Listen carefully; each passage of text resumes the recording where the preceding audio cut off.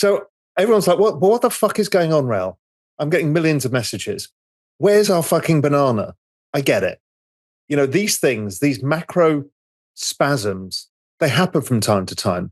So let me talk about what's going on right now, the slightly bigger picture framework, so you can understand why I think what I think. And then we'll tie it back down to markets and even a bit about the banana zone. Now, remember, my timing is not your timing. My timing is a longer term time horizon. I'm really trying to time this as a business cycle. So that's into the end of 2025. That's my time horizon. I don't trade around. All I do in sell-offs is add if my view hasn't changed. And I'll show you how my view hasn't changed. Real Vision CEO Raoul is addressing concerns from people asking why the market isn't doing well right now. He's saying that big shifts in the economy, called macro spasms, happen sometimes, and he's getting a lot of messages from people worried about it. To help everyone understand, he explains that he's looking at the bigger picture, which involves thinking long-term. His focus is on a business cycle that lasts until the end of 2025. He emphasizes that his timing is different from others. While some might panic during market drops, he doesn't sell. Instead, he buys more if his overall view hasn't changed.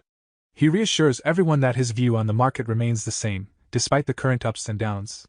Let us now view clips of Raoul as he gives us more explanation about these macro spasms. Give this video a like to show your support and subscribe for your daily dose of crypto news. We hope you enjoy.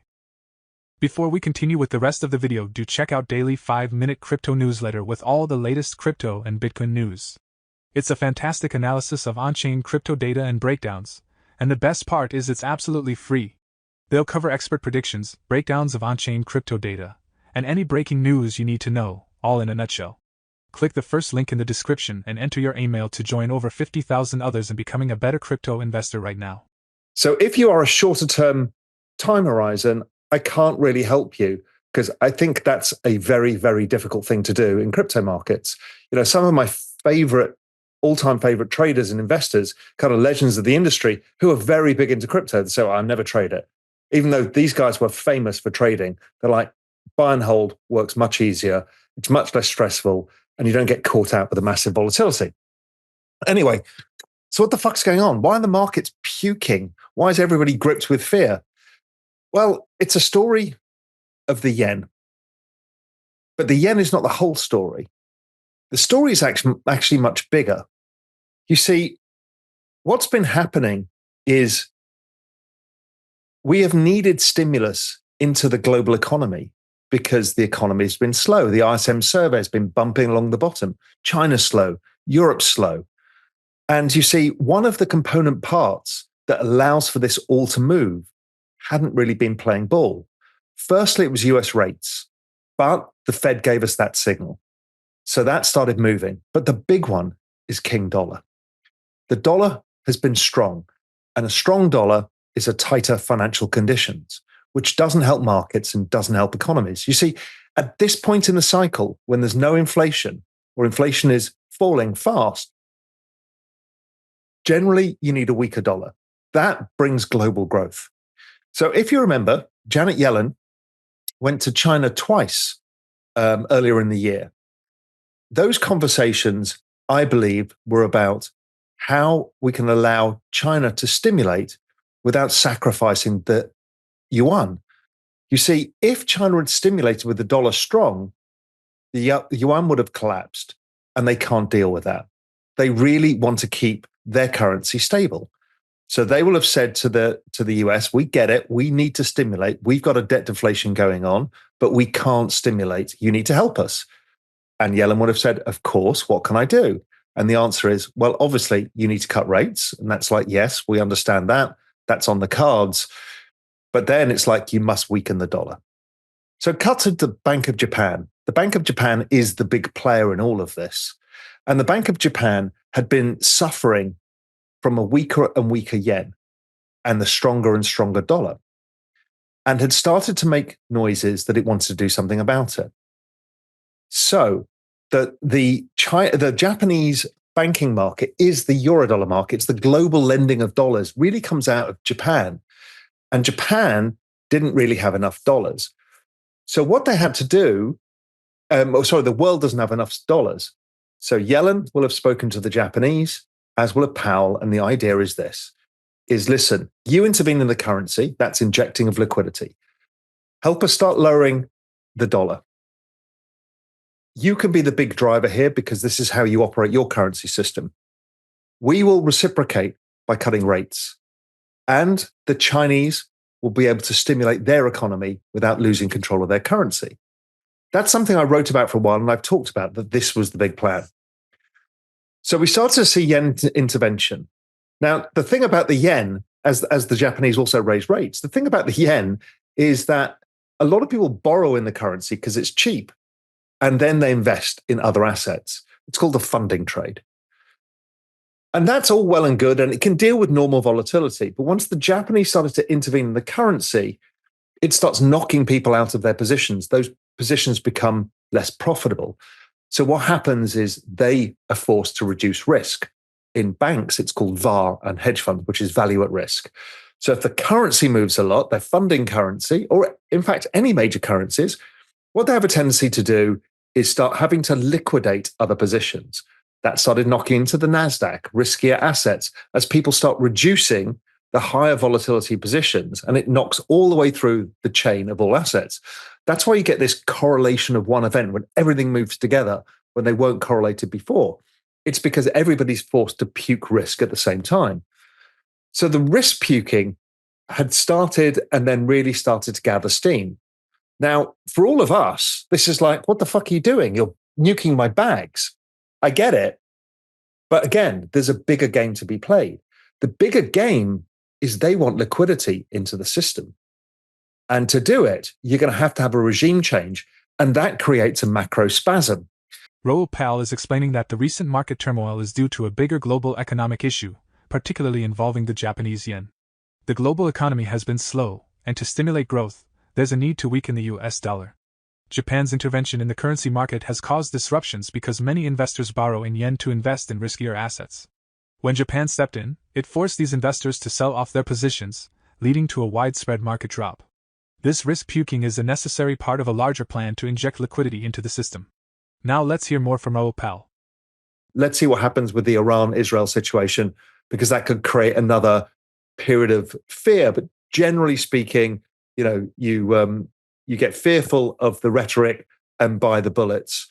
That generally has worked in markets over the years, although, trading war is never not something you want to aspire to. But that's how it generally works. So the boring zone, driven by excess supply. Also, we've got a lot of token unlocks from newer projects. So all of that supply, plus all the amount of memes, has taken a while to digest. Liquidity will digest it. Think of it as eating up all of the supply as the holders from the last cycle where things went wrong, like the FTX estate, etc., start divesting those assets, putting them into stronger hands, allowing the markets to rise over time.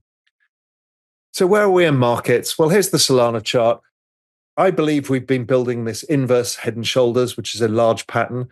And we've been having this kind of rectangle move on the side. We retested the neckline. It popped through today.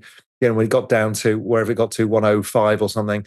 I think this probably holds. It doesn't really matter because I don't really trade the daily chart. But this kind of consolidation pattern in Bitcoin, it's a part of a larger cup and handle pattern. ETH looks a bit messier, but maybe that's going to give us better opportunities. The other part of my portfolio is I've been buying the high value NFTs from great artists that I think are going to maintain value over the next 10 and 20 years. So I will use this opportunity as well to probably add to my NFT portfolio, because ETH versus Solana has come down and I own a lot of Solana. I just need prices to come back up again a bit, and then I'll do some allocating there.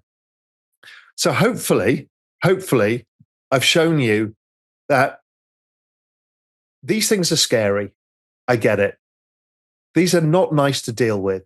You're all asking for questions. What the fuck is going on? Why are my bags being used? Where's my bananas? I want a market that goes up.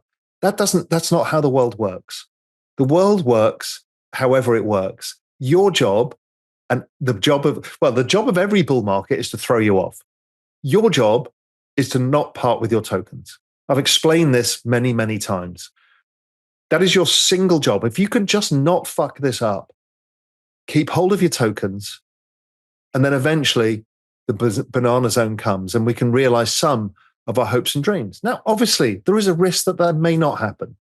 I don't see it in all of the macro work. And between myself and Julian Bittel at Global Macro Investor, we do more work on this than anybody else in the world without question. Doesn't mean we're 100% right, but the odds are stacked in our favor and the everything code is our friend. Anyway, stay safe out there. I don't know whether the bottom's today, next week, the week after. I wouldn't try and time the bottom, but I would try and think about how do I get more money into these markets in a kind of measured way, whether you dollar cost average in.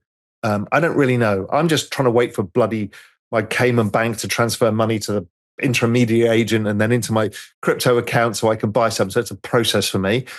Some of you, it can be much quicker. Don't pull the trigger too fast. Just be considered. Let things see how they play out. Let's see what the Middle East situation plays out. And then I think we'll get some clarity. But we know behind us is the macro. Having a macro framework is important. And those of you who care about this kind of stuff, the proper analysis, not the screaming and shouting over Twitter on a couple of charts, but the actual analysis of what drives markets, then Real Vision is the place to get it. And really, Real Vision Plus and the macro investing tool is where you'll understand more of this. And in depth, real deep understanding, well, that comes with Real Vision Pro Macro and Pro Crypto. Anyway, stay safe out there. Keep a smile on your face. Bananas will eventually ripen. Powell emphasizes that the key to success in these volatile times is to hold onto your assets and not get thrown off by short-term fear. He reassures that although the timing of the market's bottom is uncertain, it's crucial to have a long-term perspective and gradually invest more into the markets. He advises against rushing into decisions, encouraging a measured approach while waiting for more clarity, especially regarding geopolitical developments. Ultimately, he believes that patience and resilience will lead to better outcomes as the market stabilizes and grows over time. What about you? Given the current uncertainty and market volatility, how do you plan to stay resilient and focused on your long-term investment goals? Share your thoughts in the comments section below and continue the discussion. If you found value in this video, don't forget to give us a thumbs up and subscribe to our channel for more insightful discussions on cryptocurrency and finance. Thanks for watching. We hope to see you again. For more Daily Dose Crypto news, check out these 2 awesome videos on your screen.